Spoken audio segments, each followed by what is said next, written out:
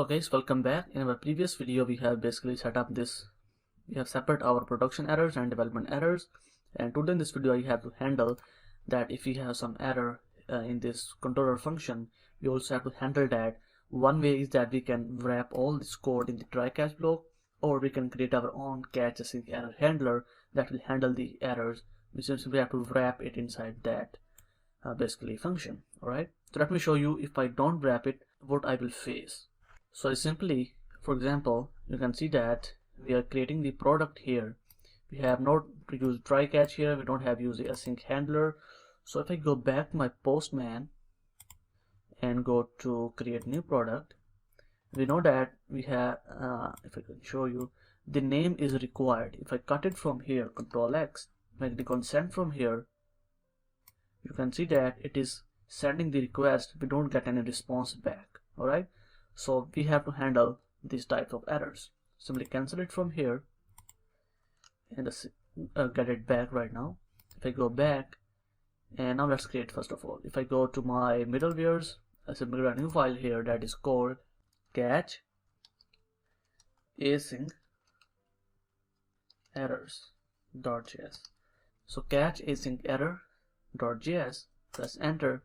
And now in this file we have to write this 2 lines. Simply type here module dot exports equal to the function, right?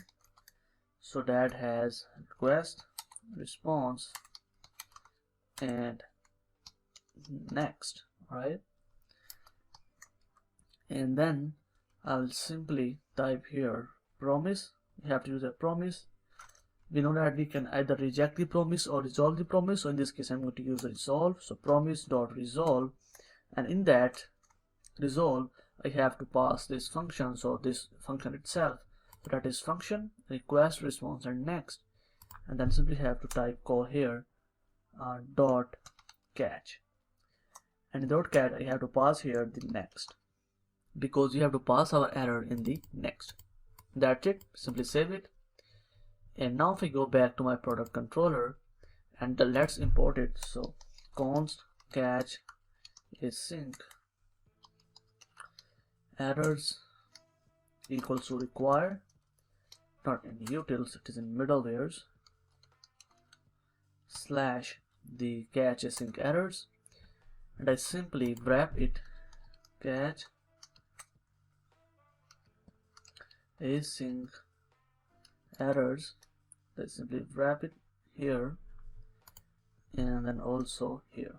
Okay, so simply save it, go back to my postman, and if I cut it from here right now, again press send, you will see that production validation failed, name, please enter product name.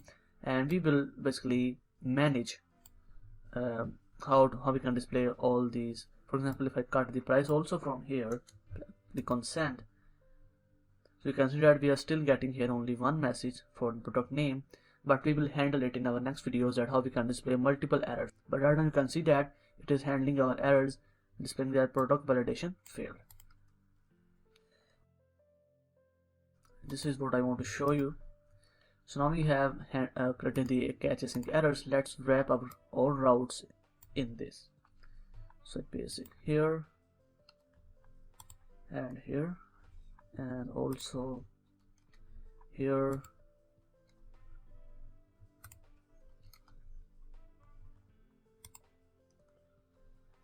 and also let's put it here and here. I think so we have done use it everywhere. Good. So now we have handled our, we have created our error handler. We are sending our own custom errors like this one. Let's just copy it from here. So copy it. I also paste it here, product not found, and also I think so. Alright, so that is fine. So create product, cut all products, single product, and update product. This is missing, delete product. Alright, I hope that you understand what we have done in these videos. We have handled our errors.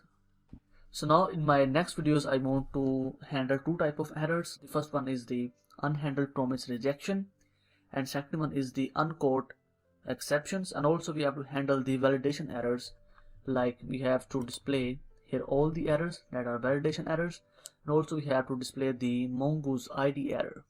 All right, so we will handle all these type of errors in our next videos. Okay, so I will see you in the next video.